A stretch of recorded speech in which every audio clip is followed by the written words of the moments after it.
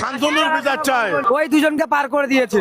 একই পুকুরে যখন দুটো লাশ পাওয়া গেছে, এখানে কি মানুষের বুঝতে বাকি থাকে ওটা কি ঘটনা ঘটেছে?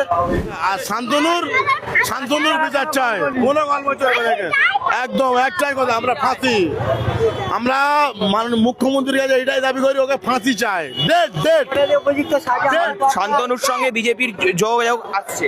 আমরা শান্তনুকে চাই না, শান্তনুকে শাস্তি চাই। শান্তনুর সাথে গাদ্দারি করেছে, এর জন্য একে শাস্তি চাই। এর সাথে একে শাস্তি চাই। শান্তনু ওই দুজনকে পার করে দিয়েছে। অভিযুক্তদের ছাড়িয়ে নিয়ে যাওয়ার অভিযোগ আছে শান্তনু মণ্ডলের বিরুদ্ধে। শান্তনু মণ্ডলকে আমরা চাই না।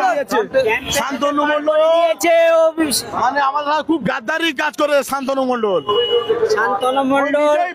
ওই গাদ্দারি করেছে, ওই চক্রান্ত করেছে, একদম বিপুল, একদম কনফার্ম আমাদের দাবি, একদম কনফার্ম দাবি।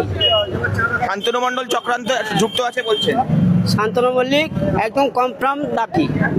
আচ্ছা, আপনাদের এখন এই মুহূর্তে দাঁড়িয়ে একটাই দাবি যে যেভাবে হোক অপরাধীদের শাস্তি চাই, ফাঁসি চাই, ফাঁসি হতে হবে। অবশ্যই একই পুকুরে দুটো লাশ কিভাবে হয়? হ্যাঁ, একটু আগে আরেকটা লাশ পাওয়া গেল। এই নিয়ে অভিযোগ করা হচ্ছিল। যখন আমরা স্থানীয় মানুষদের সঙ্গে, ওখানকার লোকেদের সঙ্গে কথা বলছিলাম, ওনারা বলছেন পুলিশ নাকি প্রথমে বলেছে ট্রেন থেকে পড়ে গেছে, অ্যাক্সিডেন্ট হয়েছে। তো সেই ব্যাপারে কি বলছেন আপনাদের? এটা মিথ্যা কথা। এটা মিথ্যা, একদম মিথ্যা, একদম মিথ্যা। একই পুকুরে দুটো লাশ কি করে হতে পারে?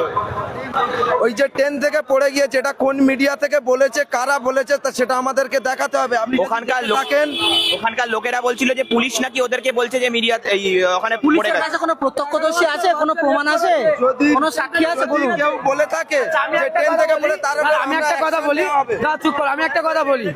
একটা লাশ ওখানে পড়ে আছে, তাহলে ওখানের মানুষের তো খবর পাওয়া দরকার না? আগে পুলিশ খবর পাবে। ওখানের মানুষ কি করে পেলো আগে? খবর পাবে তো, তাহলে পুলিশ কিভাবে জানলো যে ওখানে লাশ আছে? পুলিশ কিভাবে জানলো?